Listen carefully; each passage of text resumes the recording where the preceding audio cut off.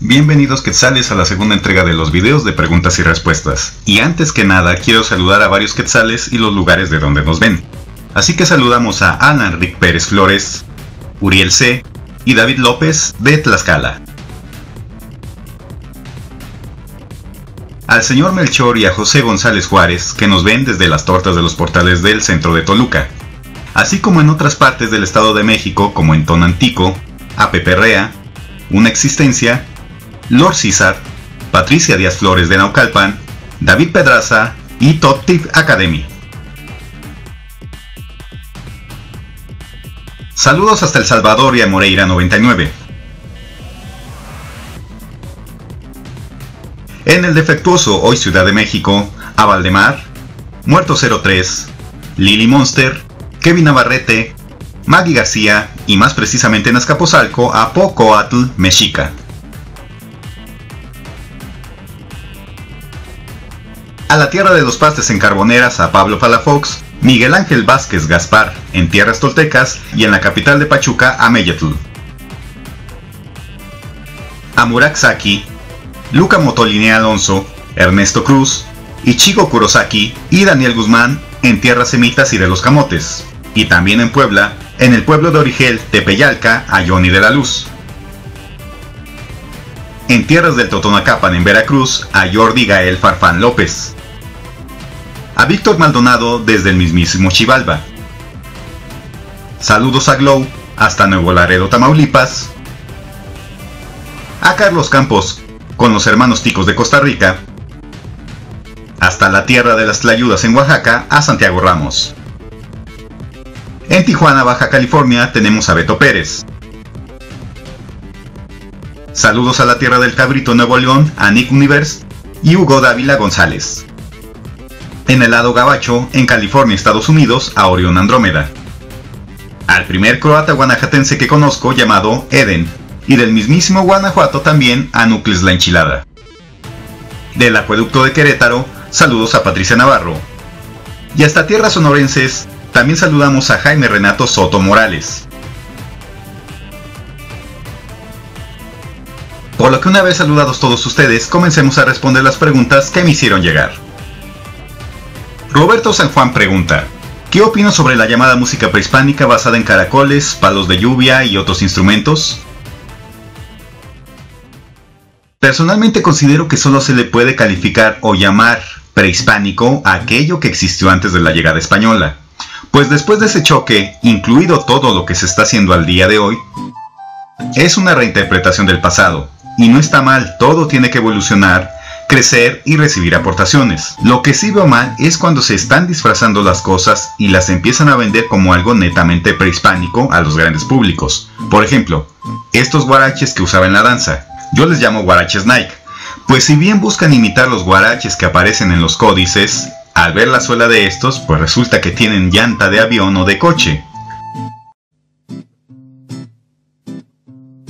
Siendo que hoy en día, desgraciadamente, muchos indígenas ni siquiera tienen acceso a guarache alguno. Otros ejemplos lo tenemos en los voladores de Papantla, de antes y de ahora, pues los originales se supone que usaban atuendos de águilas y no como se visten hoy en día. O las bodas hoy muy de moda llamadas mayas o mexicas, las cuales la verdad muchas veces tienen de maya o mexica solo el nombre. Pero en específico sobre el tema de la música. Si bien existe evidencia de instrumentos musicales completos y evidencia en códices de los mismos, ¿cómo eran en realidad las canciones, los cantos, la música, las danzas de esa época? No lo sabemos. Pero lo que hoy se está creando, pues se vale. Todo debe evolucionar y adaptarse. Por ejemplo, ya hasta existe el etno rock. Pero como dije, prehispánico, solo lo previo a los españoles.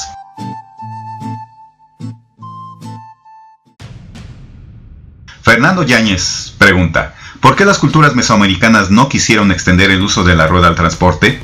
Ya no existe duda de que las culturas anahuacas conocían la rueda, siendo la evidencia más contundente los pequeños objetos que algunos catalogan como juguetes. Pero fuera de estos ejemplos no se han encontrado otros objetos que usaran ruedas. Quizás en un futuro pueda aparecer algo nuevo sobre esto, pero pasemos a las posibles problemáticas de por qué no usaron la rueda. Aunque crearan carretas, estas necesitarían caminos más o menos transitables para poder ser usadas. como por ejemplo los mayas que tenían sac-bés. Pero otra cosa es hacer caminos a gran escala como lo hicieron por ejemplo los romanos, para así poder atravesar infinidad de kilómetros y de terreno. Siendo que incluso, aún hoy teniendo la tecnología que tenemos, en muchos pueblos indígenas sí existen caminos, pero por la geografía de cada lugar a veces solo pueden pasar personas solas, ya no digamos un burro y mucho menos un auto. También tenemos y tenían en ese entonces la problemática de atravesar ríos muy caudalosos, por los cuales por su fuerza no podrían ser atravesados con carretas, a menos que crearan enormes puentes para atravesarlos. Y otro problema fundamental es la fuerza motora para mover esos objetos que usarían ruedas, fuerza que por lógica sería la fuerza humana. A menos que fueran como los pintaron en el juego de Age of Empires, donde pusieron a la civilización azteca y maya, y pusieron personajes de comerciantes en el juego. Solamente que ahí, estos jalan las carretas por sí solos, atravesando ríos, montañas, etc. Y lo chistoso es que corrían a la misma velocidad que una carreta con caballos. Obviamente aquí no había ningún animal de tiro, y no podían poner para jalar carretas a venados, jaguares ni xoloscuincles. Así, solamente usando fuerza humana para jalar objetos con ruedas sería un enorme desgaste que incluso podría llevar a la muerte fácilmente. Pues sería casi imposible que uno o dos hombres solos pudieran subir empinadas montañas, bosques o selvas tupidas. Incluso en tierra llana podrían quedar varados por la lluvia o por el lodo.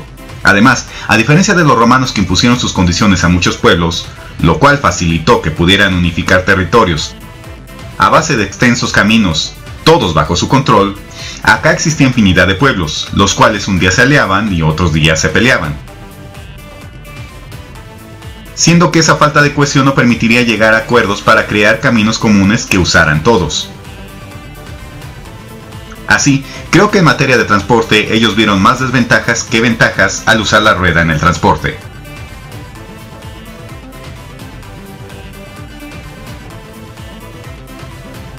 Alaric Pérez Flores refiere varias fusiones de divinidades anahuacas y cristianas, y pregunta si existieron otras más que no se hayan mencionado. Más adelante voy a hacer un video sobre las divinidades sincréticas que refiere Alan, pero por el momento solo referiré que, por ejemplo, los 20 signos que constan en el mal llamado calendario azteca, cada uno tiene una divinidad regente. Obviamente, esta es de su cosmovisión, pero cada una de estas 20 divinidades tienen su equivalente cristiano. Pero por el momento referiré algunos ejemplos que no refirió nuestro Quetzal. Por ejemplo, Mayahuel se convirtió en la Virgen de los Remedios. Algunos cristos negros se asocian con Tezcatlipoca. También varían dependiendo de la zona de donde hablemos, ya que por ejemplo San Juan Bautista, por aquello del agua para bautizar, puede también ser su equivalente en Tlaloc. Pero ya hablaremos más extensamente en otros videos sobre el sincretismo de esto. Cactus hace varias preguntas. Además de la macuahuitl, arco, flecha y atlat, ¿qué otras armas usaban los mexicas?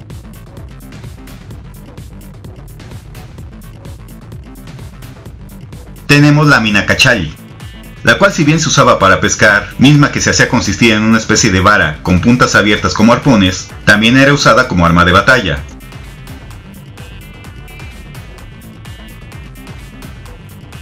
También tenemos la honda o tematl. La tepuzopili, que era una lanza con punta romboidal con navajas de obsidiana, siendo otra versión de esta más pequeña la llamada huitzawaki. La maza o coahuiloli de madera, de entre 50 a 70 centímetros, rematada con una piedra, misma que se sujetaba a la muñeca con una correa.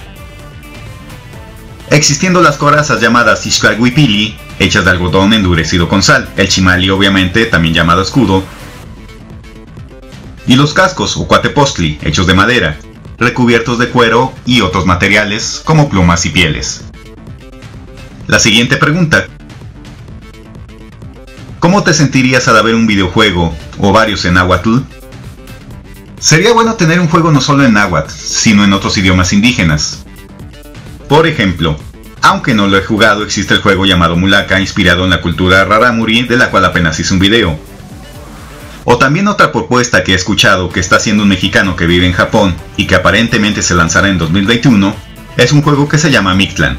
Claro, creo que ambos juegos no hablan netamente sus respectivos idiomas, rarámuri, maya o náhuatl. Obviamente ya ha habido varios juegos más que algún día referiré, pero ojalá la mayoría de los juegos fueran coherentes y de verdad se apegaran lo más posible a la evidencia arqueológica histórica, ya que muchos que he visto mezclan la gimnasia con la magnesia, como el que acabo de ver de Call of Duty, el cual, si bien para nada tiene una temática basada en las culturas prehispánicas, usa elementos de estas para llamar la atención, como referir ciertas armas con nombres como Tezcatlipoca, Quetzalcóatl o Xolotl. Pero lo malo es que en su publicidad refieren a Aztlán y ponen una imagen de Machu Picchu. ¿Crees posible que el idioma predilecto de México vuelva a ser el náhuatl si se dejara de enseñar español o inglés? Alguna vez me preguntaron si el náhuatl debería ser enseñado en todo el país y dije que no, ya que cometemos el error de centralizar todo y creer que todo irradia desde el centro del país. Pues si bien hoy, como en el pasado, el náhuatl y el maya son uno de los idiomas que más se hablan, imaginen a todas estas culturas que fueran obligadas a aprender náhuatl o maya. Creo que el sistema educativo según la región debería enseñar el idioma dominante de su zona, pues precisamente en la diversidad radica nuestra riqueza. ¿Te interesa saber el náhuatl? Claro que me interesa y he aprendido lo que he podido, pero obviamente no soy un nahuablante. ¿Qué tipo de dios prehispánico te gustaría representar? Antes pensaba en Quetzalcóatl, pero creo que me atrae más ahora Tezcatlipoca, por aquello de la cuestión de ser un juez que juzga en base a las virtudes o defectos a los seres humanos. Meyot hace las siguientes preguntas. ¿Crees que las mitologías indígenas podrían ser mejor explotadas en ficción? En realidad pienso que nunca han sido explotadas como se merecen, no solo en sus aspectos mitológicos, sino en sus aspectos históricos reales. Pues según mi personal gusto, hasta ahora no he visto una producción que las explote al 100%. Siempre como que se quedan cortos en algo. No se ha podido dar la combinación perfecta de dinero, recursos tecnológicos y datos históricos y arqueológicos serios. Y la verdad no sé por qué cuesta tanto trabajo combinar todo, si se tienen los recursos, ya que he visto proyectos que le invierten dinero y recursos, pero les falta en la certeza histórica en aras de hacer algo llamativo y vendible como producto final. Y he visto buenos intentos fundamentados, pero precisamente por no tener mucho apoyo solo se quedan en proyectos. Pero bueno, así es el mundo real.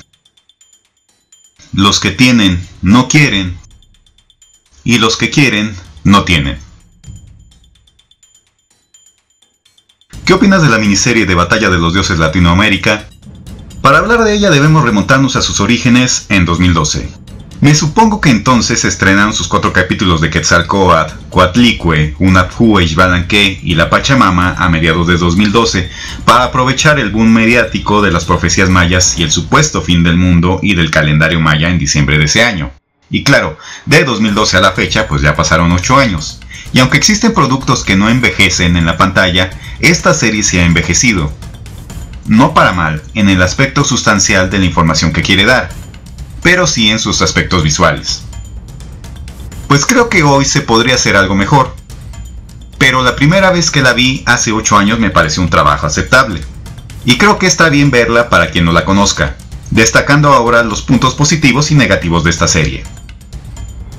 En cuanto a los positivos, en los capítulos de la serie son entrevistados personajes que pertenecen a la llamada academia, quienes emiten sus opiniones en base a fuentes históricas y dan su versión e interpretación de las mismas. Eso pues se agradece, ya que no tenemos que ver a cuates como Von Daniken, el Pelos Parados o el Machete explicando a nuestras culturas. Y bueno, la serie recrea su estilo mitos, y esos mitos los pueden entender las personas quienes no tienen conocimientos previos de historia y arqueología, y pues bueno, eso está bien. Ahora, los negativos. El primero es la plataforma del propio canal, History Channel. Si bien la serie es un trabajo serio, resulta que cuando retransmiten uno de sus capítulos, en el programa siguiente que sigue, pues es el programa de los alienígenas, restándole así seriedad a su propia serie. Considero que el propio canal se mete el pie solo, pero bueno, me imagino que deja buen dinero hablar de los aliens. Otra cosa que también falla es cuando ponen imágenes en el contexto histórico que no son coincidentes, como por ejemplo poner juntos al Templo Mayor y a Quetzalcóatl conviviendo. Obviamente, aunque Quetzalcóatl hubiera existido, este no habría existido en la época mexica.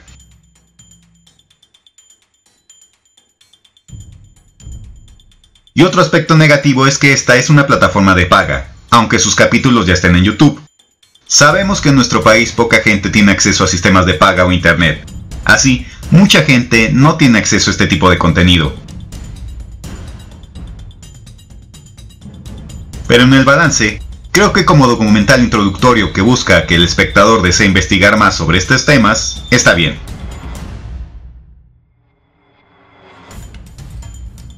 Con lo que se menciona en la mitología, ¿los dioses mexicas son igual de poderosos que los europeos, griegos, nórdicos, etc.? El arqueólogo Alfonso Caso en un libro refirió que nosotros los humanos creamos a los dioses a nuestra semejanza, refiriendo también que si los caballos tuvieran dioses, sus dioses tendrían forma de caballos. Nosotros los humanos, en casi todas las creencias religiosas, hemos hecho a las divinidades a nuestra imagen y semejanza. ¿Por qué digo esto? Porque si tratamos de analizar qué dioses eran más poderosos, si los de aquí o los de otras partes del mundo, se me hace muy parecido a como cuando por ejemplo veo videos aquí en YouTube sobre quién es más poderoso, Goku, Superman, Saitama, etc. Una divinidad es una posible explicación creada por nosotros mismos para tratar de entender nuestro entorno y que nuestra limitada mente busque comprender cosas naturales o sobrenaturales. Por ejemplo, Thor, dios del trueno. En cuanto al rayo, acá tenemos a Tlaloc, Cosijo o Chac, según como cada cultura lo nombraba. Pero solo enfocándonos en el fenómeno natural del trueno, la generación de un trueno no depende de ningún humano, obviamente. Y un trueno o rayo se produce igual aquí o en China, en cuanto a su poder y efectos. Pero el fenómeno del rayo lo humanizamos, Thor o Tlaloc, para tratar de entenderlo. Incluso el concepto de Dios. Creo que sí existe algo que creó todo. Llámesele Yahvé o Meteoro como sea. Pero esta cuestión creadora está más allá de nuestro entender humano. Con esto quiero decir que las fuerzas universales son las mismas en cualquier parte del planeta. Pero cómo ven o interpretan esas fuerzas, cada grupo humano lo ha diferenciado.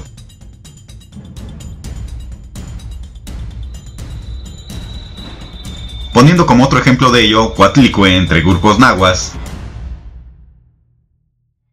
la llamada Pachamama en Sudamérica y Gaia en Europa, por citar solo unos nombres. En realidad estos tres nombres representan lo mismo, la Tierra. Pero si quisiéramos analizar quién es más poderoso de las tres, sería un error, ya que en todos los casos es el mismo objeto. Así, esto de las divinidades a lo largo del mundo y sus poderes, más bien creo que pasa por quién tiene más imaginación y comprensión de estos conceptos según la zona donde se viva. Siendo que pecamos de soberbia, pues a una divinidad no se le puede analizar, mucho menos decirle qué hacer o qué no hacer. Santiago Ramos pregunta, ¿cómo puedes interpretar la greca escalonada o en espiral en la cultura zapoteca, ya que se encuentra en otras culturas? ¿O cuál sería su significado? Las grecas es un símbolo abstracto que puede significar infinidad de cosas. Y sobre sus posibles significados van desde lo más sencillo hasta conceptos matemáticos y filosóficos. Por ejemplo, existe la versión que habla de que la greca puede ser un símbolo estilizado de una serpiente, y por ende, la greca podría representar a Quetzalcóatl.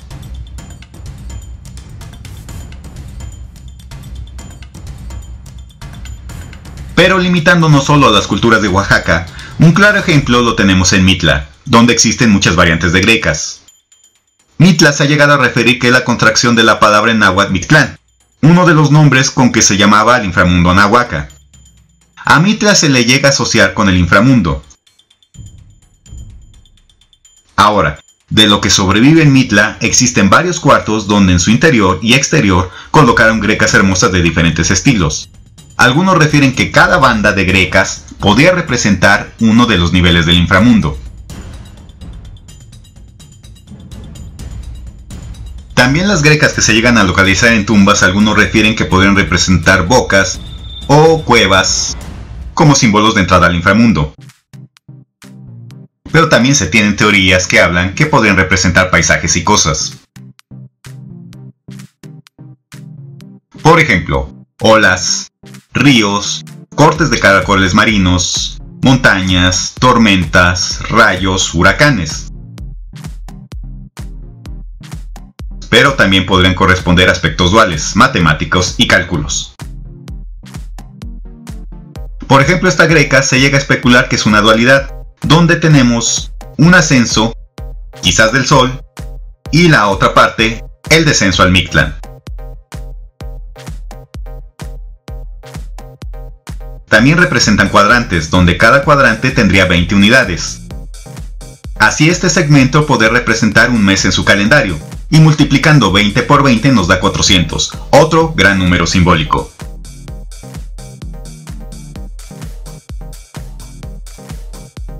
También podemos tener trecenas, por ejemplo, si contamos cada línea de la greca.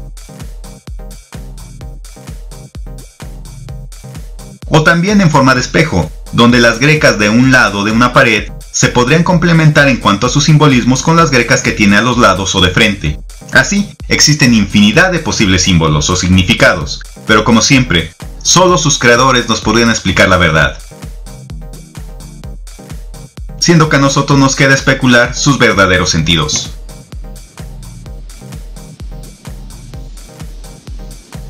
Y las preguntas finales: ¿por qué Tezcatlipoca echó a Quetzalcóatl de Tolan? ¿Y por qué dicen que Tezcatlipoca es como el Satanás prehispánico? En algunos otros videos he estudiado el conflicto de Quetzalcóatl y Tezcatlipoca. Obviamente referir a Tezcatlipoca como Satanás está mal, pintándolo como el malo del cuento y a Quetzalcóatl como el bueno. Incluso como llegaron absurdos de referir que Quetzalcóatl era Jesús o Santo Tomás. Eso de llamar a Tezcatlipoca como Satanás no solo tuvo que ver con Tezcatlipoca, sino con casi cualquier cosa que había aquí. Y es lo malo de muchas religiones, en donde se cree que mi Dios es el bueno. Y por exclusión de esa creencia, todo lo que no sea mi Dios, pues tiene que ser malo, diabólico o pecaminoso. Y más si los europeos vieron que Tezcatlipoca tenía las cualidades del Dios católico: omnipotente, omnisapiente y omnipresente. Y en cuanto al conflicto de los hermanos peleoneros, su choque, igual que las grecas, tiene muchos posibles simbolismos terrenales, filosóficos, astronómicos, históricos y mundanos. Es bien sabido que estas culturas tenían la dualidad. Este conflicto es la clara referencia de una dualidad, la creación y la destrucción. En un momento a uno le tocaba crear y al otro le tocaba destruir. Así a Tezcatlipoca le tocó su momento de destruir lo hecho por su hermano en Tula. Ahora la versión más terrenal de esta expulsión refiere un pleito no entre ellos como divinidades, sino entre los que seguían sus cultos.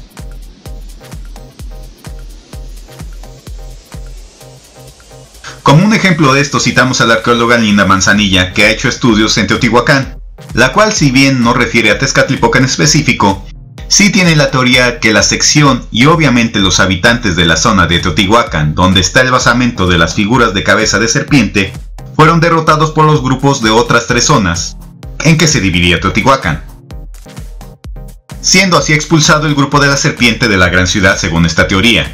Claro, también hay quienes refieren que la expulsión de Quetzalcóatl inició un ciclo dominado por Tezcatlipoca, con el cual supuestamente habría iniciado los sacrificios humanos, y que esa práctica luego la retomarían los mexicas. Claro, según esta creencia, el ciclo de Tezcatlipoca finalizó con el presunto regreso de Quetzalcóatl en el 2012, pero otras versiones refieren fenómenos astronómicos como eclipses, siendo Tezcatlipoca la luna y Quetzalcóatl el sol. Y cuando Tezcatlipoca oscurece el sol, lo expulsa, no siendo tan fácil tomar tan literal aquello que Tezcatlipoca expulsó a Quetzalcóatl. Y así finalizamos este video. Espero les haya gustado y ya nos veremos en la siguiente ocasión para más preguntas y respuestas. Nos vemos en la próxima y que sean felices.